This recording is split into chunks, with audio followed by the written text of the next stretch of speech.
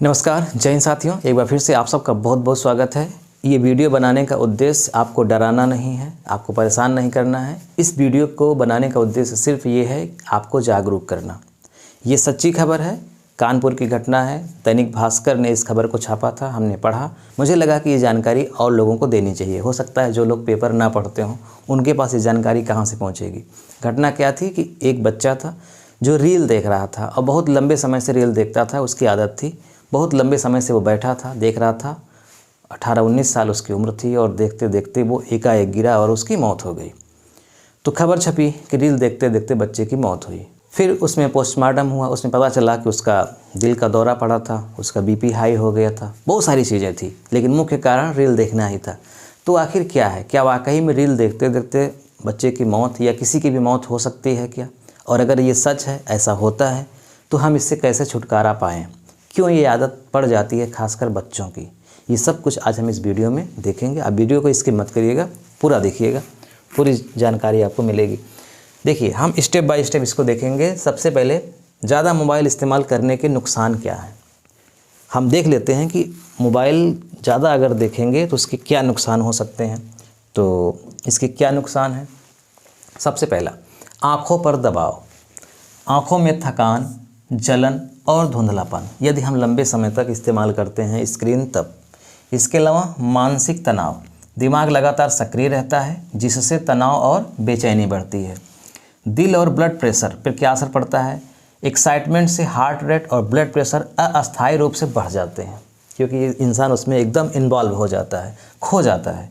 नींद पर असर पड़ता है, लंबे समय तक अगर स्क्रीन देख रहे हैं तो नींद का चक्र बिगड़ जाता है। इसके अलावा टेक्स्ट सिंड्रोम, मोबाइल चलाते समय लोग गर्दन झुकाकर रहते हैं, ऐसे देखते हैं, बैठे हैं तो खड़े हैं तो। लंबे समय तक यह आदत बनी रहने से पीठ और गर्दन में दर्द शुरू हो सकता है। तो ये साइड इफ़ेक्ट हैं लंबे समय तक नहीं देखना है। अब देखिए ऐसा क्यों होता है, खासकर बच्चों में ये आदत क्यों होती है। हम बात करेंगे जो बड़े लोग हैं घर के, उन्हीं से आदत बिगड़ती है। बच्चे देखते हैं, उनकी भी आदत होती है बहुत लंबे समय तक देखने की, तो उनमें भी ये सब होता है जो साइड इफ़ेक्ट है। केवल बच्चों में ही नहीं है, लेकिन हाँ, बच्चों के पास उतना काम नहीं होता, उतनी जिम्मेदारी नहीं होती, इतना समझदारी नहीं होती, इसीलिए वो उसमें पड़े रहते हैं। अब देखिए बच्चे क्यों इतना इन्वॉल्व हो जाते हैं, उसका रीज़न बताया गया है। पहला रीज़न ये है कि खेल कूद की जगह ऑनलाइन गेम खेलना पसंद करते हैं बच्चे। आजकल बच्चों को लोग घर से बाहर निकलने नहीं देते, बहुत कारणों से, महानगरों में भी, आजकल गाँव में भी। अब वो घर में क्या करें, कौन सा खेल खेलेंगे, जगह नहीं है खेलने के लिए, या उनके पास और लोग नहीं हैं, बच्चे नहीं हैं खेलने के लिए। तो एक साधन होता है कि क्या करें, ऑनलाइन गेम खेलें। और ये ऐसी लत होती है कि जिसको लग जाए तो छोड़ नहीं सकता वो। पेरेंट्स डांटेंगे या मारेंगे इस डर से छिपकर गेम खेलते हैं। सोशल गैदरिंग में भी मोबाइल फ़ोन लगा रहता है। मतलब अगर ये लक्षण आपके बच्चों में है तो ये चिंता करने की बात है ना, क्योंकि ये जो लक्षण हम बता रहे हैं, जो मनोवैज्ञानिकों ने बताया है, ये चिंता का लक्षण है और फिर इसमें सुधार की गुंजाइश है। यानी बच्चे पर ध्यान देना पड़ेगा अगर ये लक्षण उसमें है। क्या लक्षण है? सोशल गैदरिंग, यानी कि सामाजिक रूप में, यानी लोगों के बीच में भी बैठा है, फिर भी वो क्या कर रहा है, मोबाइल में लगा हुआ है। अकेले लगा है, ये तो है ही समस्या, लेकिन लोग सामने उसके बैठे हैं फिर भी वो मोबाइल में लगा है, ये है। गेम खेलने के लिए घर वालों से झूठ बोल रहा है, बिना मोबाइल के खाना पीना नहीं खा रहा है, नींद में बड़बड़ाता है, किसी भी काम को करने के लिए मोबाइल मांगता है, हमेशा अकेला रहना पसंद करता है, दिन भर गेम की बातें करता है, उसी के बारे में सोचता है। अगर ये सब लक्षण हैं तो फिर वो गलत स्टेज में पहुंच चुका है, उसे ज़रूर सुधारना है। अब देखिए हम बात करें कि ये जो खबर थी, ये खबर तो एक डेमो थी जो चिता रही थी हमें कि हम अलर्ट हो जाएं। जैसे हम लोग आजकल ग्लोबल वार्मिंग के चक्र से परेशान हैं, है ना। हम लोग इतना अंधाधुंध खनन कर लिए हैं, खुदाई कर लिए हैं, मौसम चक्र बिगड़ गया तो प्रकृति हमें आगाह करती है, भूकंप के माध्यम से, भूस्खलन के माध्यम से, सूखा के माध्यम से, बाढ़ के माध्यम से। प्रकृति चाहे तो एक बार में ही सब कुछ कर दे और नष्ट हो जाए सब कुछ, लेकिन नहीं, वो चिता रही है कि हम सुधर जाएं, अभी भी समय है। ठीक उसी तरह से जब ये लक्षण दिखता है तो छोटी छोटी घटनाएं भी होती हैं, उन घटनाओं से सीखना चाहिए। अब देखिए इसका रीज़न क्या है, जो हमने पढ़ा है अभी कि बच्चों में लत ये पड़ जा रही है, क्यों पड़ जा रही है, इसका रीज़न क्या है। मनोवैज्ञानिकों ने क्या इसका रीज़न बताया। इसका रीज़न ये है, इसकी शुरुआत होती है घर से। अगर घर के जो बड़े लोग हैं उन्हीं को देख करके बच्चे सीखते हैं। अगर वो लंबे समय तक मोबाइल में लगे हैं तो बच्चे भी मोबाइल देखेंगे निश्चित तौर पे। तो घर वालों को देखकर, अब घर वाले मम्मी पापा जितने भी लोग हैं सब लोग मोबाइल देख रहे हैं और बच्चे से बोल रहे हैं पढ़ाई करो, तो बच्चे के मन में ये आएगा कि जिस काम को हमें रोक रहे हैं वही काम ये कर रहे हैं, इसका मतलब जबरन हम पे हुक्म चला रहे हैं। ये सबसे बड़ा रीज़न है, सबसे बड़ा कारण है। तो बच्चों को आप तभी रोक सकते हैं मोबाइल से जब आप खुद मोबाइल से दूर हो। दूसरा, एक समय निर्धारित करें कि इतने से इतने समय तक पढ़ना है, इतने से इतने समय तक सोना है। जब समय निर्धारित रहेगा तो बच्चे को पता रहेगा कि कल हमें कितने बजे मोबाइल देखना है, कितने बजे मोबाइल नहीं देखना है, कितने बजे खेलना है। एक समय फिक्स कर दें और ये एक रिवार्ड के तौर पे हो कि आपको मोबाइल तभी दिया जाएगा जब आप ये काम करेंगे। जिस घर में पढ़ने वाले लोग ज़्यादा होते हैं, मतलब मोबाइल का इस्तेमाल कम करते हैं, मोबाइल का इस्तेमाल केवल जब फ़ोन आता है तब करते हैं या कोई ज़रूरी काम होता है तब करते हैं, तो वो स्टडी अगर करते हैं तो बच्चों में भी वो प्रवृत्ति पाई जाती है।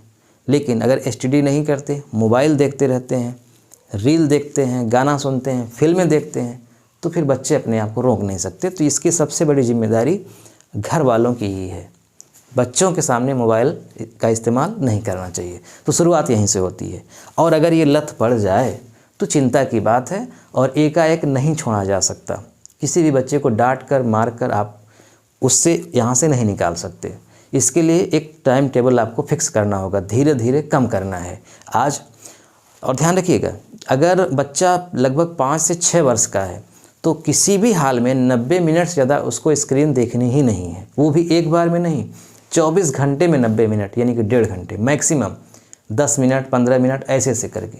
लेकिन आप देखिएगा 1-1 घंटे 2-2 घंटे एक साथ लगे रहते हैं लगातार, ये बहुत ख़राब है 5 से 6 साल के बच्चों का।